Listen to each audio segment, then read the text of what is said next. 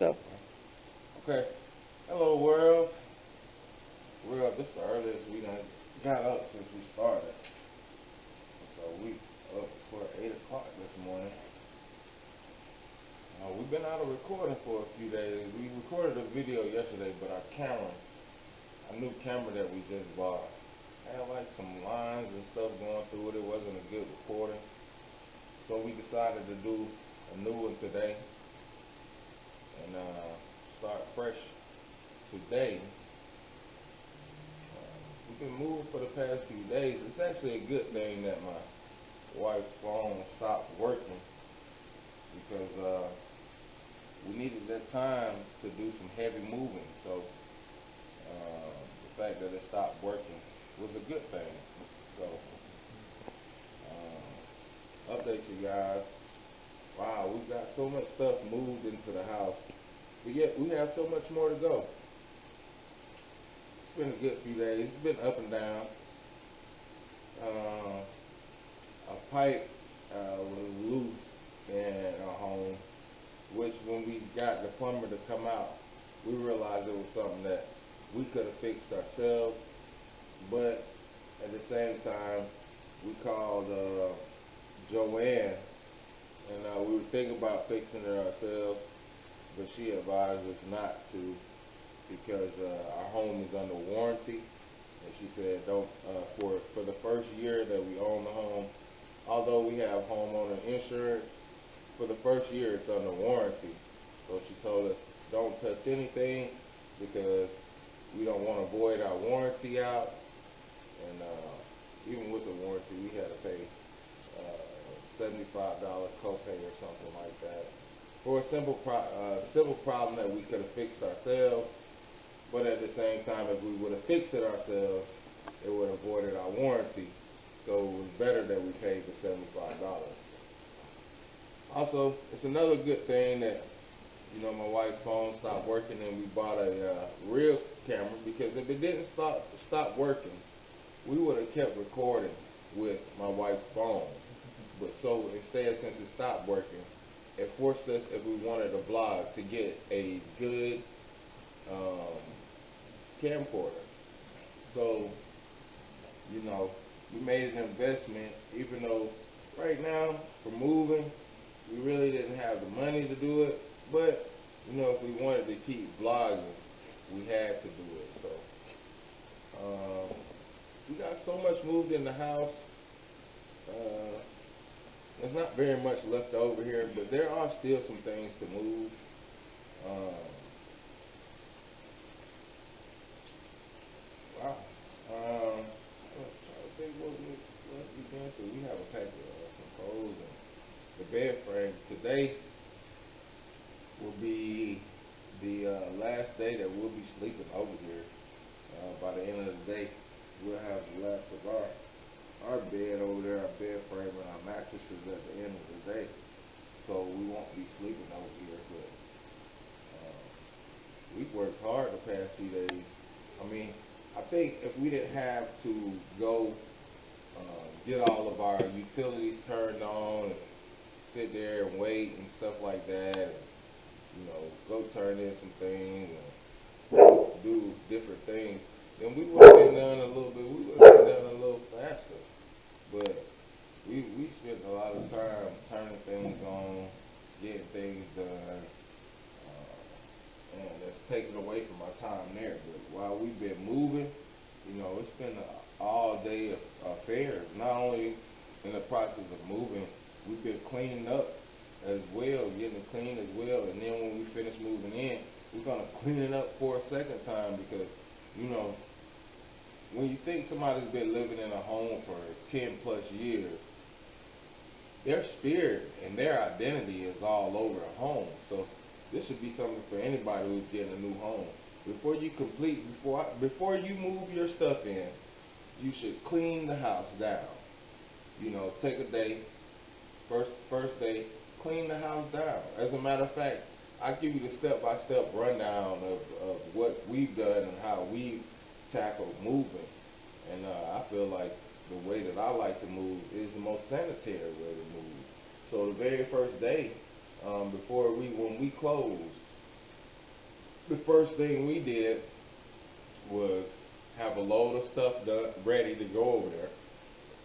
But we didn't move anything in that very first day. That very first day, we had 12 bombs to bomb it out. Well, which when we had 12 bombs at the end, I said, man, we could have used 13 or 14 because it wasn't really spread out around the house the way I wanted it to spread.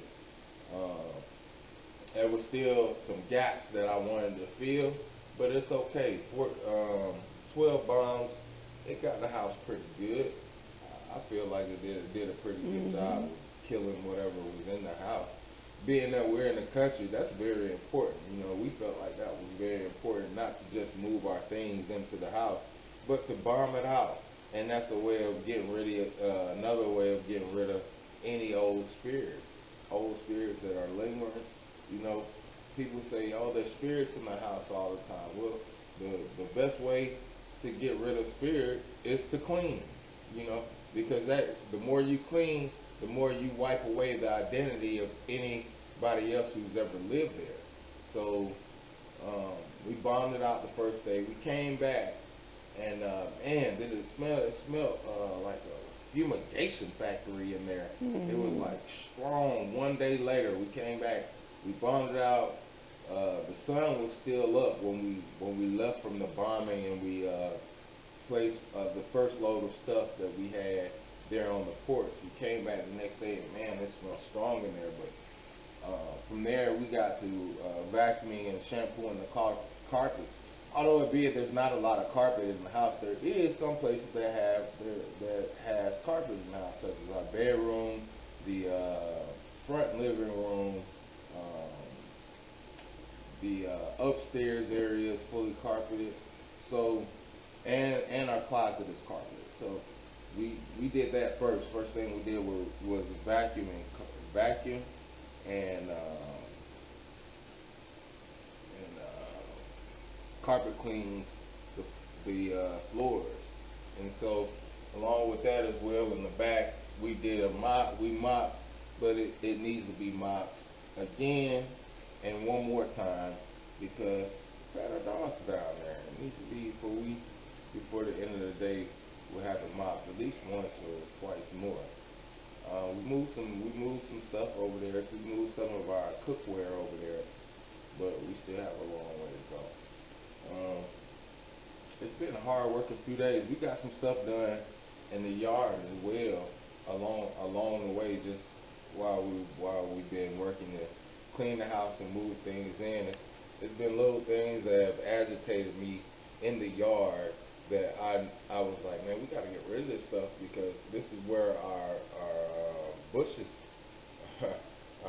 stuff like strawberries, blackberries, blueberries, and raspberries are gonna go.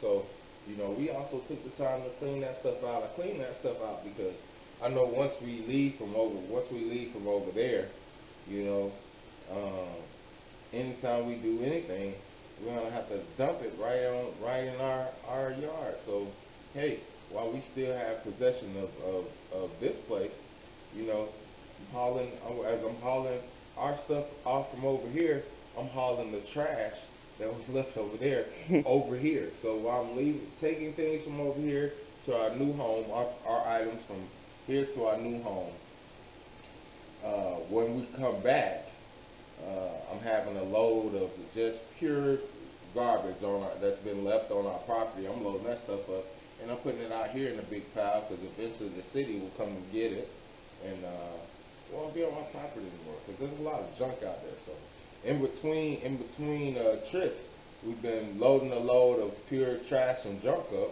and bring it over here and dumping it, because it has to be done. Now, next week, our plan for next week is to go ahead and start taking care of this place. But, you know, we have a long way to go with our home. Yesterday, we did shoot a video showing that we did get the bunk beds up and done in the upstairs. We got the bunk beds assembled. But the video didn't come out correctly. My wife was just saying maybe it's because it's a brand new camera and it needs time to be broken in and get used to it, because she shot another simple video, and that video came out all right, but it wasn't any material that we could use for our blog. It was just something to make sure that the camera was really working. And so I'm hoping right now that this video works, and we'll find out at the end of the day, but we'll have plenty of shots. Maybe some of them will work, and maybe some of them won't, but to me, everything happens for a reason. Maybe that video didn't work because I was being too cynical yesterday. I would say I was being too cynical, because it's been me and my wife doing the moving. We've been having long days, and I look at the end of the day and I say, we could have did more, only because I gotta do more type of attitude. But in reality, we've done a really good job. We were almost fully and completely moved out of here, and tomorrow our bedroom will be completely out of here. There's nothing really left, nothing heavy left in our bedroom. It's only our mattresses left, and so in all the rooms, we pretty much got everything out of there. I mean, pretty much the only thing we have left over there is dog food, our dog bowls, our last load of clean clothes, dirty clothes, our couch, and our TV, because the internet won't be installed until Monday over there. But so we're just gonna leave the TV over there. I mean, the internet won't be installed until Tuesday. Excuse me. So we're just gonna leave the TV and the little piece of couch over here to Sunday, even though this is our last day of living over here. So we're just gonna leave it over here to Sunday. So maybe we might, at the end of the day, we might want to come watch an hour of TV for the next 2 days or something like that. And so we decided, hey, we'll just take the stuff out Sunday. The couch and the TV we'll take out Sunday, which is only 2 days away. We decided Sunday because Monday, the goal is to have everything out of here before Monday, so we can completely focus in on this place from Monday to Friday. And I know 4 or 5 days seems like a long time to clean out a house, but I look at it like this, give yourself a few days to, if you're moving, you need to give yourself a few days to clean out a home, only simply because we've been living here for like 3 years. So what's 3 days to clean this place? Especially if you want to get it immaculate clean and have it really clean, and return it in very good condition. And that's what we want. That's what we want to do. So, hey, I wish we could have been documenting everything we've been doing for the past few days, but that's just not the case. Our last video was on Monday when my wife's phone went out, and today is Friday. But you know what? It's a good thing. We had a lot of business to handle, and doing a vlog during that time would have been a big distraction. So like I said, everything happens for a reason. That distraction was gone, and we were just able to handle business and pretty much get moved in. And now we're able to relax because we're at the end of moving in, and we have time to vlog again. And so we spend a pretty penny on getting a good quality camera, and so we're hoping that it pays off in the end, and we have good viewership, and then we can build relationships with people. And when I say build relationships with people, I'm talking about business relationships. We're hoping that, we find people that view our videos who aren't just viewing our videos for entertainment, or viewing our videos so they can leave nasty comments or say nasty things. We don't care about those people. We hope that people that watch our videos are business-minded people. They say, hey, I want to create a business too. Or people that say, hey, I want to invest in these guys because I see potential with these guys. I will send some money to whatever we set up, or whether it be our Patreon or our PayPal, whatever we set up business-wise. We have people that will watch our videos and say, yeah, I want to invest in black business. I can't, where I live, and I can't get any of their fruits and vegetables. I can't physically drop in and support that way and buy their fruits and vegetables. But you know, I'll send $1. You know, I'll send $1 to support these guys because I support black business and I want to see these guys do well. You know, we're looking for people like that to watch our videos because to me, it doesn't matter about the number of people who watch our videos. It matters about the number of people who look at us and they say, you know, I could do it as well at that point. They don't just look at us for entertainment value. They look and see if it's feasible for them to start their own endeavor. Because in that way, I find that's the best way to show leadership. It's not to sit in somebody's face and go and give a lecture. You know, I watch lectures now, and I'm like standoff with lectures because in a lecture you're basically telling people what they're doing wrong and you know how they can do it better and all this, but you're not walking a mile in those people's shoes.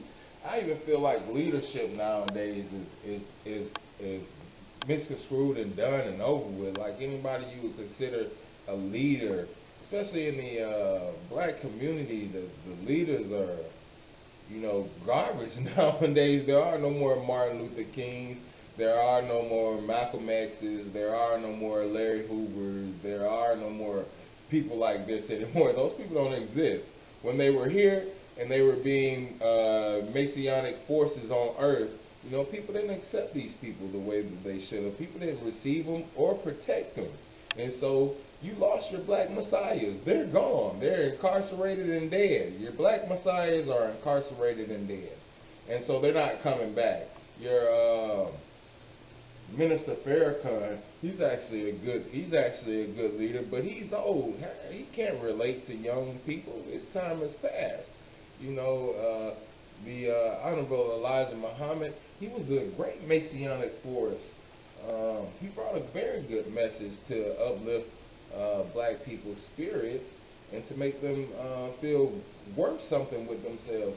And a lot of people received his messages, but once again, he's dead and gone. And these people cannot be replaced. Even one more, Tupac.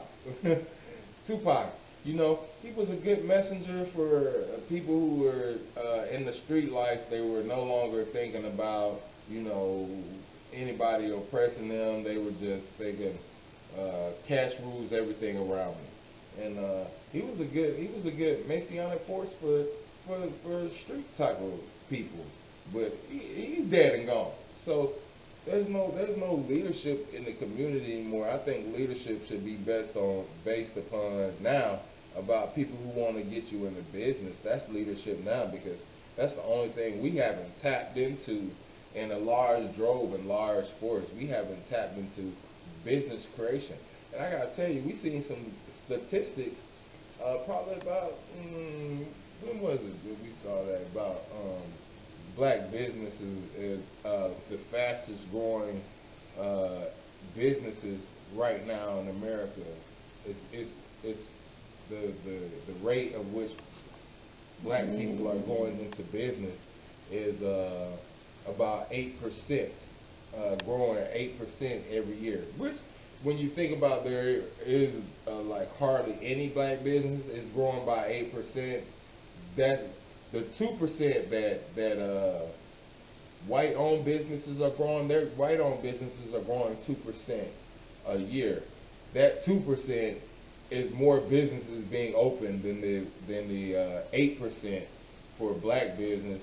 Their 2% equals out to a higher number than the 8% that are being grown in black business because of population. But still, 8% is the fastest growing business and out of all ethnic groups, you know, which is Latina, African American, Caucasian, European ethnicities. Oh, they put Pacific Islander on there. They have European descent on there. They have Caucasian. But you know, that's a good thing, but it needs to be more. But this is one thing I've learned in living. everybody can't make it to the top because everybody's not gonna put in the work. Everybody is not. Now, how do I know this? Because I have a can do. I have a I can do attitude. My wife has a I can't do attitude. And sometimes it does upset me that she has this I can't attitude because I'm so I can. You know, to me, I feel like if there's a fire, I can run through it. I feel like there's nothing that can stop me from getting to where I want to go. Even if I have people who don't like me and would like to stop me and hold me down in business, they can't. They can't because I can and I will. And so, you know, I deal with the fact, and I can't change the fact that my wife has a I can't attitude. But, you know, that's why we're together. Because when she says I can't, I say I can times two. And then after I say I can times two, I can for me and you, then she starts to slowly stop. She still says I can't, but she will do because she sees no matter what that I'll do it, even if I have to do it by myself. Even if I can't physically do it, I can physically do it, and I still make it happen. I moved half the couch by myself. By myself. Reason why is because even though it was too heavy for me to move, I didn't say I can't move this couch. I said I don't care if it's too heavy for me to move. I can move it by myself. And I kept saying I can until it got moved, and I moved it by myself. You know, and that's the type of world I live in. Like, you know, even with our bed, our bed is like made out of real. The framing for it is made out of real wood, so it's heavy. It's really heavy stuff. And it was a problem for my wife, and maybe I was a little too harsh on her to get it done because I know she's a woman. I know if this thing is heavy for me, my goodness, what is going through with her strength capabilities with this thing? But when she said, I can't, that's what I said. I said, you will. And we willed that piece of furniture to our home. We willed it over there because I said, I will. And we can. And so she, even though she was, I can't, I'm tired, I'm hurting, and all this stuff, guess what? My determination and drive that I exerted for myself and placed in her, we got it done. And that's what relationships are about. I mean, if you got a relationship and you have two people that are in some ways have similarities, but are two distinctly different people, you're two distinctly different people for a reason. Because what you lack, because everybody lacks something. I know I lack a whole lot of things. One thing I lack is compassion. I do. I make jokes with my wife about compassion because sometimes she needs compassion. And I will make jokes at her about compassion because I don't have very much compassion because I never had anybody show me compassion growing up. I always had people tell me, here we go. Now excuse my language on this one. But I had people tell me, your black ass better. Nobody cares about your black ass. Stuff like that. Stuff like that. It was really harsh for me growing up. You know, I had to take things the hard way because I didn't have a mother or a father. You know, and my grandmother and my aunts and stuff like that, they wanted to make sure that I knew. They wanted to make sure. You know, I was raised, even though I didn't have a mother or father, I have a good family, so I didn't go to a foster home or nothing like that. My family took care of me. But they made good and well and sure that I knew from the time that I was a young man, 13, from the time I was 13 years old, they made sure I knew that all I had in this world was myself. And they used to be really, really harsh on me. And it wasn't harsh on me like where you go live with strangers and they don't care about you. It was harsh on me like get independent, harsh. These are black women that are not playing. These are black women that work really hard, that work slave hours. You know, from my grandmother to my aunt, they work slave hours. And so, you know, as a young man, they would come drop the hammer on me and make sure I knew that I had to take care of myself. And with that as well, when I was 17 years old, I turned 17. I graduated from high school a little bit early. I graduated at 17. I didn't have the best grades, but you know, they always would send me to summer school. You know, which I hated going to summer school, but you know, because I went to summer school so much, I graduated from high school a year early because I went to summer school every year. And I hated going to summer school every year. And all my friends would get to enjoy their summer and all that. But my summer, they just send me to summer. But you know what? From that, I learned when my children get older, I'm going to send my children to summer school every summer. The same way I was sent to summer school every summer. I went to summer school. Huh? You went to summer school? Mm-hmm. Yeah, it sucked going to summer school, but you got, it was so much classes you didn't have to take during the year, like classes I sucked at, you know, classes I knew I sucked at, those are the classes that my grandmother would make me take during summer school. Like, I knew I wasn't the best at English, and so instead of taking English during the school year, where there was a possibility that I might fail during the school year, I would take it during the summer. I would take the English and some other stuff. I just can't remember. It was so long, but I know English was one of those things that I would take during summer school. That way I didn't have to take it during the school year.